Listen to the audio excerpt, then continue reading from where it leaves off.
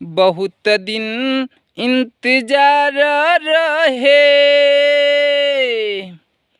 बहुत दिन इंतजार रहे भैया नया साल के। अब का तू करबा भैया, अब का तू करबा भैया, आ गइल नया साल ई। अब का तू करबा भैया, आ गइल नया साल हो। अब का तू करबा भैया।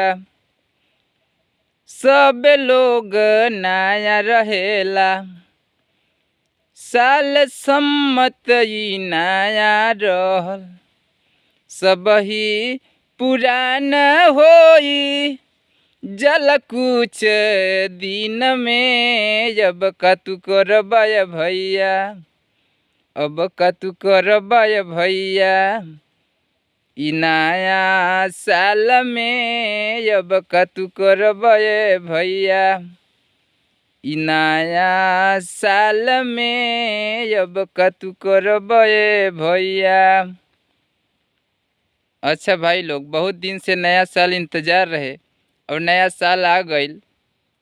आप लोग त्योहार के रूप में मनौली, बहुत खुशी मनौनी, कितना मुर्गा लोगन के जान भी लेहनी। लेकिन अब का करे, इहो नया साल कुछ दिन में फिर पुरान होई। ऐसे ही सब लोग नया रहेला और ही फिर पुरान हो जाला। ये सब प्रक्रिया चलत रही, तब अपन आगे के नया साल जैसे इंतज़ार कैली और आ गई नया साल, तब फिर उसी तरह अपन नया विचार बना के कोनो काम करी। तब फिर ये नया साल पुरान होई, तब फिर विदाई करे, फिर नया साल के इंतज़ार करे। तब तक के लिए अपने भाई के इजाज़त दी। फिर से हम अपने अगले नया शॉर्ट गीत में मिलब। तो जय हिंद, जय श्रोता। और हो सके तो भाई के सपोर्ट खातिर चैनल के सब्सक्राइब करे बदे ना भूले, इतना ज़रूर ध्यान दे।